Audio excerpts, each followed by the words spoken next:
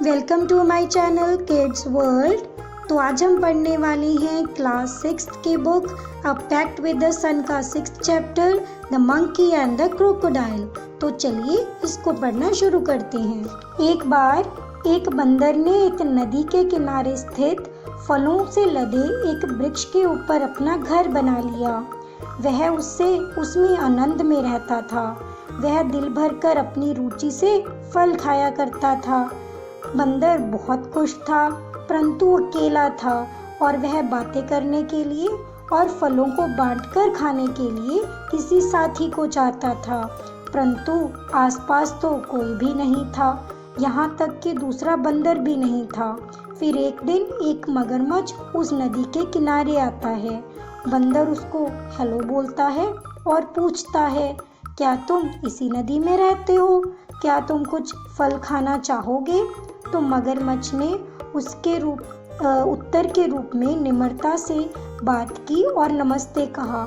मैं जहाँ स्वयं के लिए और अपनी पत्नी के लिए भोजन की तलाश में आया हूँ। मुझे फल भेंट करके आपने बहुत अच्छा किया, बहुत अच्छा काम किया है। बंदर ने नजदीक वाली शाखा से कुछ फल तोड़े और उन्हें नीचे फेंक दिया।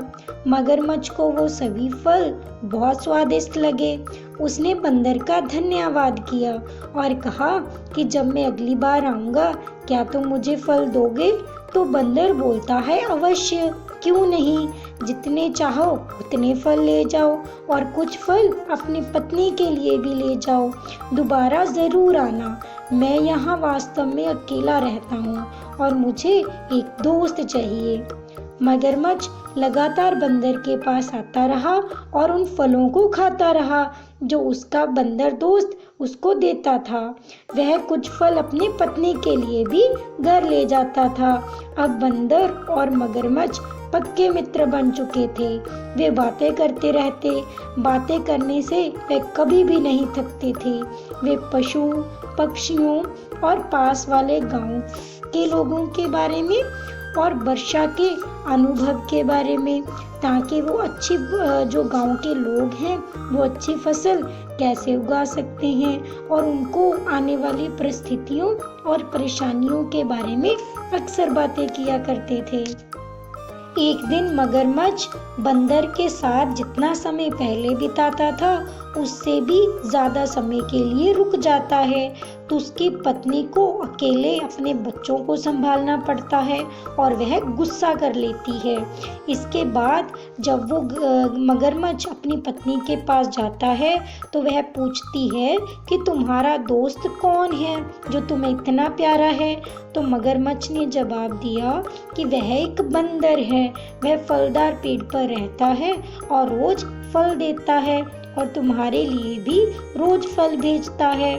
उसकी पत्नी और गुस्सा हो जाती है और बोलती है कि बंदर अच्छा बंदर है, बंदर को अपना भोजन बनाना चाहती हूँ।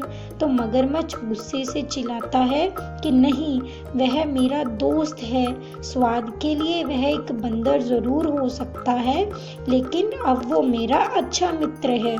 तो उसकी पत्नी ने बंदर को अपने पास लाने के लिए मगरमच्छ को कहा, लेकिन मगरमच्छ मना कर देता है। कहता है कि मैं अपने दोस्त के साथ ऐसा नहीं कर सकता।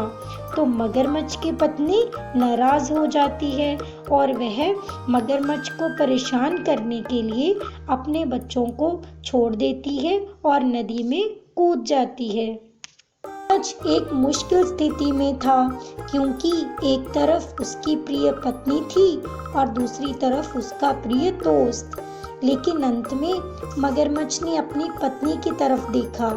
उसने सोचा कि वह उसका जीवन साथी था, लेकिन दोस्त को धोखा देना पाप था। लेकिन उसके पास अभी कोई भी दूसरा रास्ता नहीं था, इसीलिए वह अपने दोस्त को आमंत्रित करने का फैसला कर लेता है। तो मगरमच्छ ने बंदर का दौरा किया और उसे घर पर आमंत्रित किया।